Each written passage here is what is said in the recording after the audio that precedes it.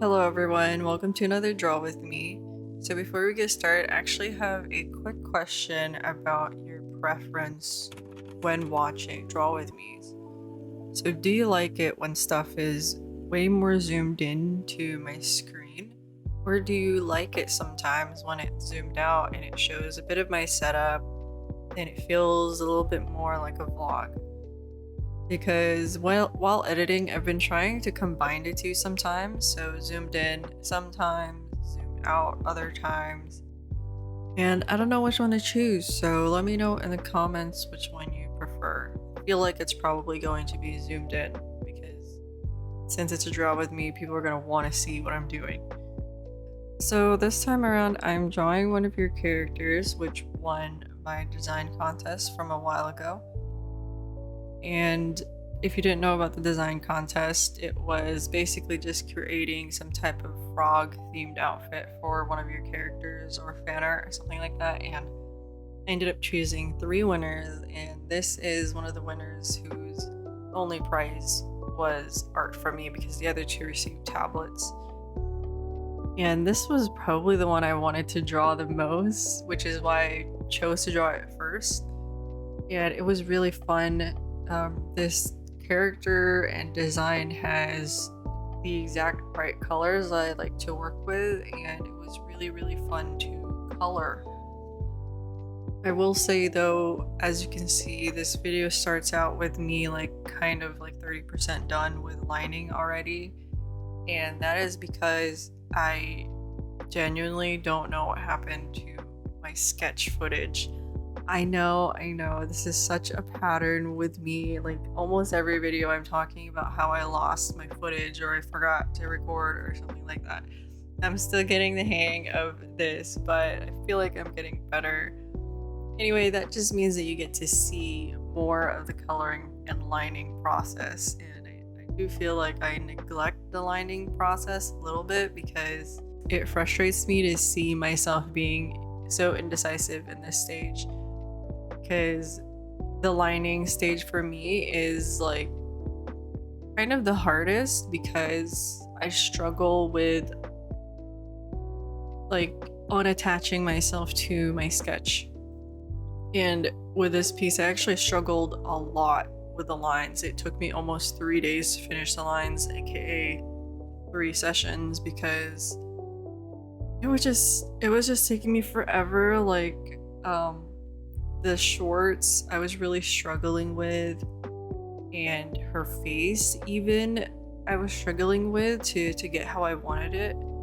And I feel like this issue with the face at least may have come from looking at the reference, which is the artwork of the artist who won, which you can check out in the description because their art is amazing. And as you can see, their art is very cutesy. It was drawn in a chibi type style, and so my mind does this thing where if I am drawing from a reference of another artist's work, part of me tries to replicate that style, unconsciously. And it's why I don't draw fan art that much, because if I know how a character should look and then I start to draw them and they don't look like how I'm used to seeing them look, it bothers me. And so I start to warp my style into just being a copy of them, and it's hard to get out of that because it's you're doing fan art to see a character in your style, not to see yourself replicate this character in someone else's style. And I wonder if anyone else struggles with that. If any artists out there struggle with that too when drawing from another artist's reference, basically. And so when I was drawing the face, with the eyes mostly, I was struggling with kind of remembering my own style. And I feel like even with the finished piece, it looks more like their style than it does mine. It also doesn't help that I chose literally the same pose because I didn't have time to find a different pose. But it's a fun pose to draw anyway, although I did kind of struggle with it.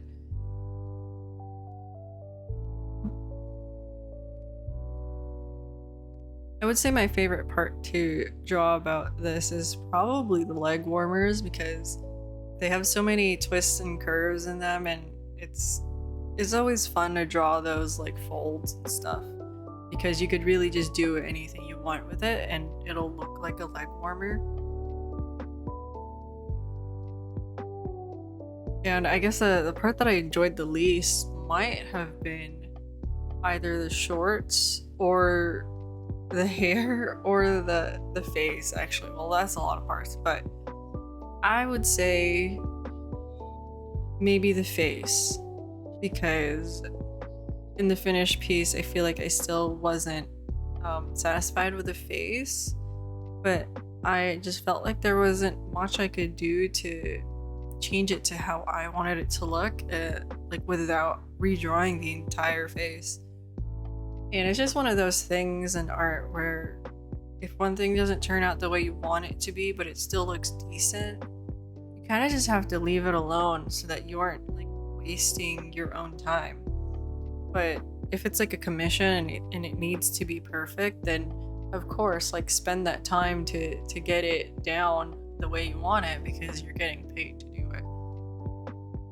But since this isn't a commission, I can do anything I want with it. And so there were 3 prizes, as I said before, and so for the next few videos I'm going to be drawing the other frog design characters, and I'm really excited for that because it's just a lot of cute stuff, and I'm kind of glad that I have something to fall back on and draw, because after I stopped opening commissions, I like fell into this kind of void of like, because I don't have commissions to draw, I just sort of don't know what to draw, and it almost feels wrong to work on personal art, or it's kind of like I have all this time on my hands now to draw for myself, and it's a bit overwhelming because now I'm just like I had all these ideas before of wanting to draw my characters, and now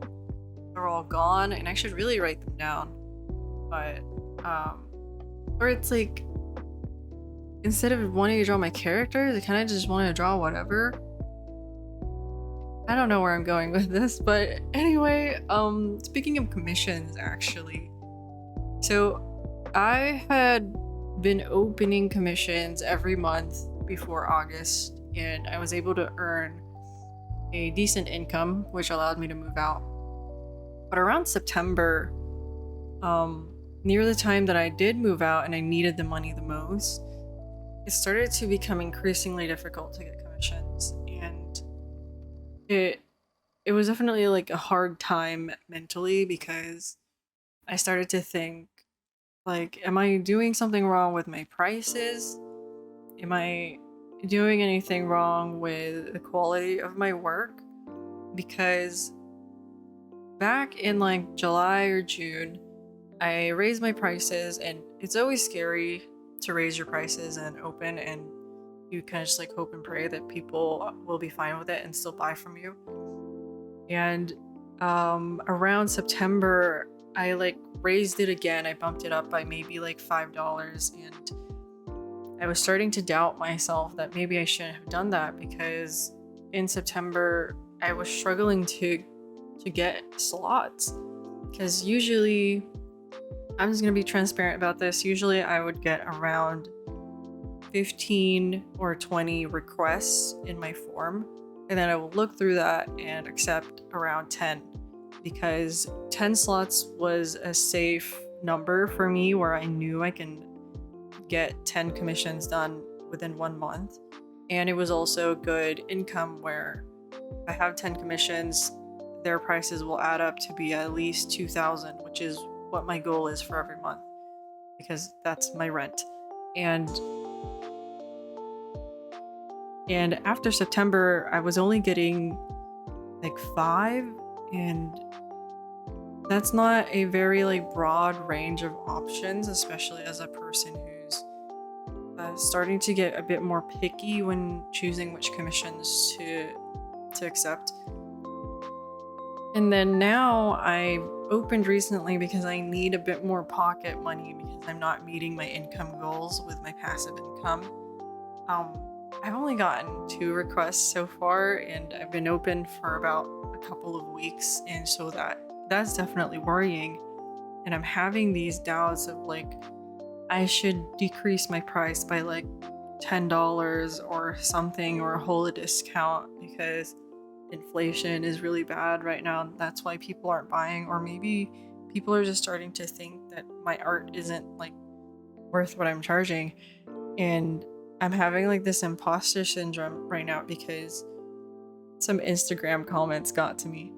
And it's such a dumb reason, because you'd think as a person who's done this for years, who's been an artist on social media for years, I would be used to seeing comments like that where people are saying like a bust shouldn't be worth $115, or a sketch shouldn't be worth $40, or basically stuff like that.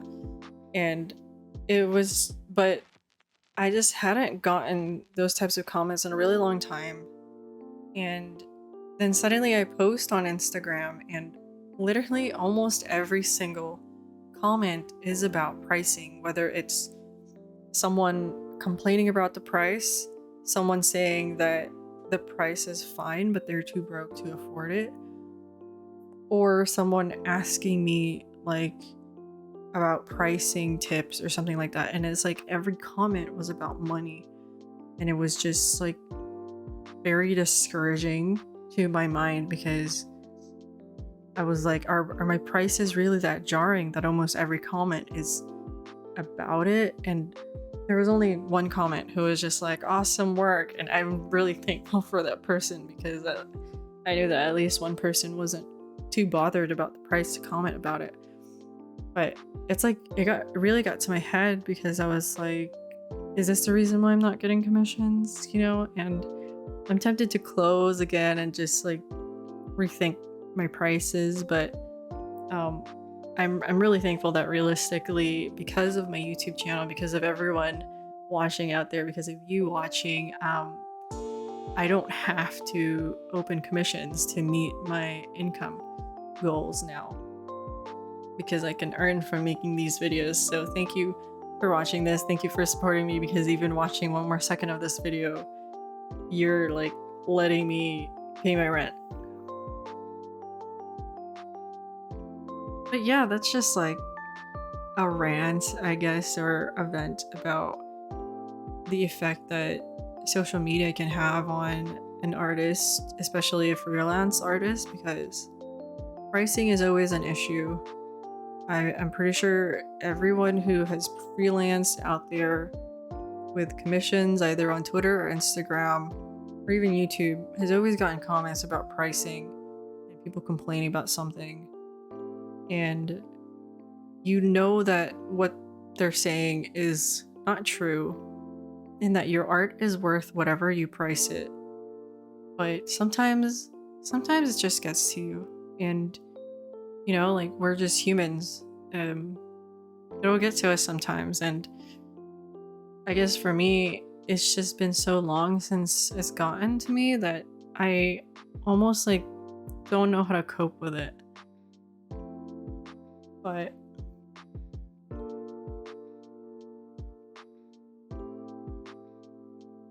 yeah, enough of that like depressing topic. So a few of the ideas that I have for the future on personal art, or kind of just fun, like other art other than the prices that I'm going to draw, is I've been really into reading historical romance books, and I feel like I don't see much art for them. And I want to draw like colorful period romance art. And I've actually tried it before, but I found that I struggle to draw like historical dresses, because I try to stay like historically accurate, and sometimes historical dresses just don't look good. And so I decided that this time around, maybe I'll do my own twist with it. I'll kind of modernize it a bit, but stay true to some of the concepts of the historical dresses and just add color to it. Because I don't know if you guys have ever seen those like magazine pages of or like pamphlet pages of how the outfits were back then, like in the Victorian era and the Georgian era, Regency era. And you kind of just tend to forget that these dresses were definitely colorful. I mean, these were rich people who were able to afford the pigments that they can afford, like blue, red, orange, green. There was a lot of color, and that's something that I forgot, I guess, about historical fashion until I watched, I think it's 2020 or 2021's Emma, where the set design and the costume design was just so colorful and it was so beautiful. It was like a breath of fresh air. And it reminds me of the live action Cinderella also, where in the ballroom scene, there was so much color in the dresses and they had merged like other modern cultures into this fairy tale, and it just looked amazing. And so I want to like try my hand at that and see how I'll do. It's just the thing is, most of the books that I read are like straight romances, and that means I'm gonna have to draw men or masculine people, and I still need to work on that. But you know, as they say, practice makes perfect. And now it's actually time for the sponsored segment of this video.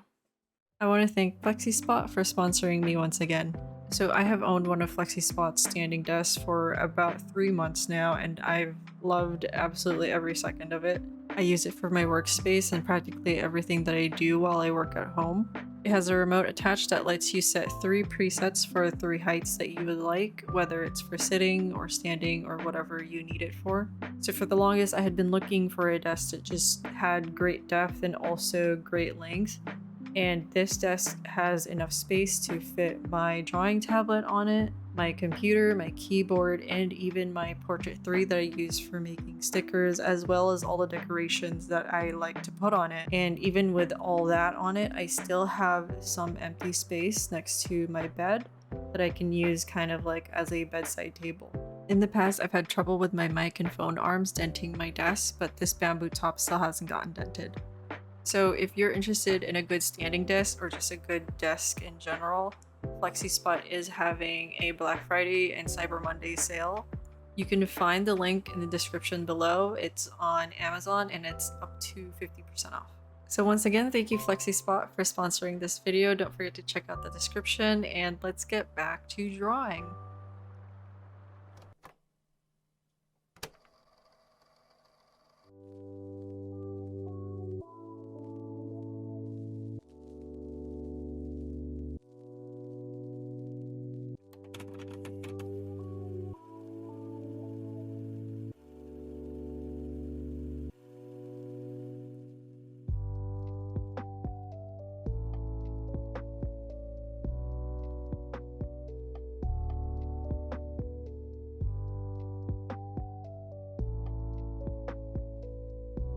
So now that I'm deep into coloring this, I'm trying to remember some of the stuff that I was thinking of when coloring this.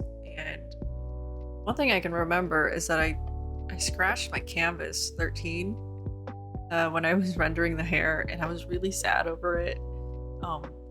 I don't know if my editor, aka my sister, included that clip in, but it was caught on camera where I just made a gigantic scratch on my screen. I was really sad over it because I've only been using this tablet for like a month, and then I just scratched it, and there's actually 4 scratches on it because I made 3 small scratches I didn't notice, and I only noticed on the big one because like I felt it and I heard it and I was like, oh my god, what did I just do?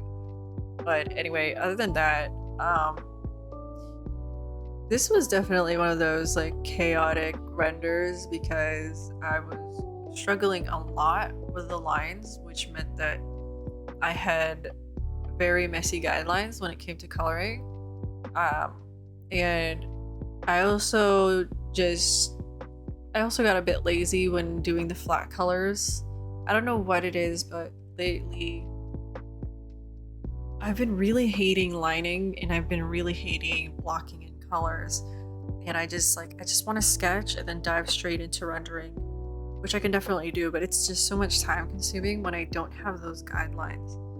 So like here I didn't even shade underneath the lines at all, and I just dived straight into rendering because I was just like kind of sick of it. I was like, I just want to get to what I want to get. So I did. And so you can really see me kind of clean things up here, and by clean I mean cover, because this is definitely not a clean piece. And but I really do like how it looks. I definitely think like my messier stuff has a charm to it, kind of like how some people are drawn to sketches and works in progress rather than the finished piece. Like there are those like memes that artists post where it's like, why does my work in progress get like 10,000 likes, but then when I post the finished piece it only gets like 50 likes, you know? And it's real, it's a true thing. It's happened to me before, and it's because sometimes messier stuff just has a lot more personality and people tend to like that more. And now because I've started on this tangent, you're gonna have to deal with me talking about it. And I tweeted out once before that I was a bit saddened also. I'm sorry that this video is gonna have two rants or vents, but I was saddened by the fact that a lot of people were calling my finished pieces doodles. And I know that the word doodle can definitely be used to just describe a drawing in general. It doesn't exactly like mean that it's like a sketch or whatever, but the way that I see the word is that it's someone calling my art a sketch. And the first time this happened was actually in YouTube comments, and as I said before, I read every single comment, and when I saw this, and it was like specifically on a piece that I spent like 6 hours on, and the person said like, um, this doodle something something something, and I just like I got hung up on the word, and I was like, this isn't a doodle, this is a finished commissioned piece that I spent 6 hours on. It is definitely not some doodle that I only spent 10 minutes on.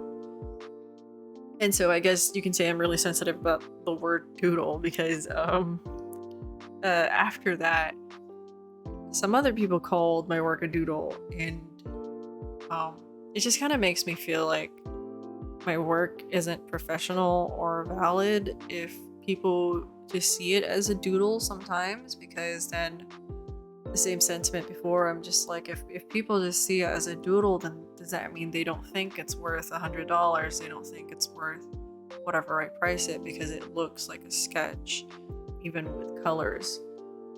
But a lot of people have commented and talked to me since then and told me that my work has a lot of personality because it is messy and chaotic, and I understand that, and I want to thank them because that very reason is the reason why my work looks the way it looks, is because I know that sometimes messiness has more personality and dimension than perfection, and that's why I don't like perfection in my work. And it's one of those things that gets me hung up too when I take art classes, because there's this trend with art professors that it just makes you feel like digital art like is like an afterthought to these professors, or that the type of art that we do, at least what I think my target audience does, is similar to me, like character design, character art, and essentially social media art, right? Is that it's invalid because it doesn't have some deeper meaning behind it. And I I just wish that wasn't the case. Like, I wish you could go to college, be in an art class, and feel valid about the work you do the same way that a 3D artist who sculpts or does ceramics would feel. And I feel like this conversation about digital art is so neglected in colleges, or at least colleges that aren't exactly art schools, that there's like general colleges with art classes. I feel like these professors need to realize that a lot of their students are digital artists, and if they keep neglecting this topic, they are like inadvertently discouraging these people from going into a specific medium because they feel like it's not worth it or talked about enough, or that people aren't gonna like it.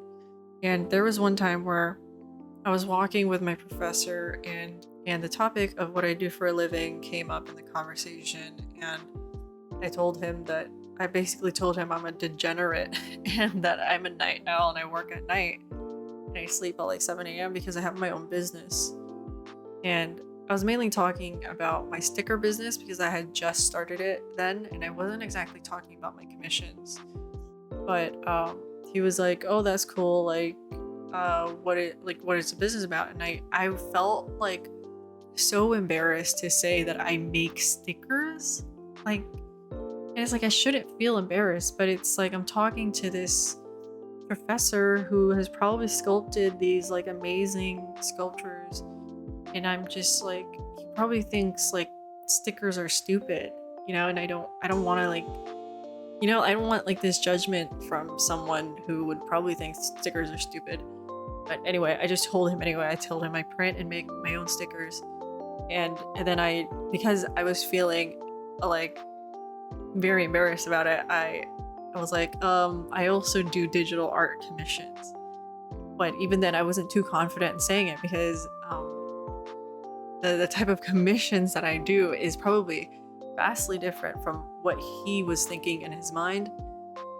And he said like, "Oh, that's cool. Like, I'd like to see that sometimes." And I just like wanted to die. I was like, "No, like, no, you don't. Like, I don't want to show you," because there's always that fear when showing people your art in real life that they're just gonna think that what you do is not impressive or dumb because they're expecting you to be like this, like, I don't know, like studio art painter, or like your digital art is gonna look like um what you like, they're gonna look like finished backgrounded illustrations, like landscape or like realistic paintings or stuff like that. And I'm just like, no, I just draw pretty girls for a living. And there's just that feeling where it's like I don't know how to talk about this with my professors without feeling like I'm just gonna be judged and criticized for what I do. And I'm wondering if other people have that same sentiment. Maybe you're watching this and you've had an art class in college or in high school, and you just felt that same way about your professor or teacher, because I feel like the professors and teachers that you see nowadays are still stuck in that old mindset where they are painters, they are traditional artists, and they just generally look down on digital art because they don't understand it or they've never explored it. And I personally have yet to have a professor that is open to digital art and actually lets us submit digital art. And hopefully, before I graduate, I'll run into one because that sounds really enjoyable. To finally have a professor who I won't be afraid to talk about my art with.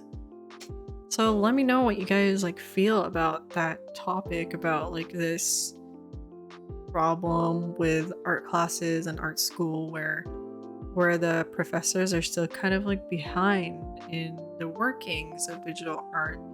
And like, let's start this conversation in the comments because I'd love to reply to some people and just see what everyone thinks.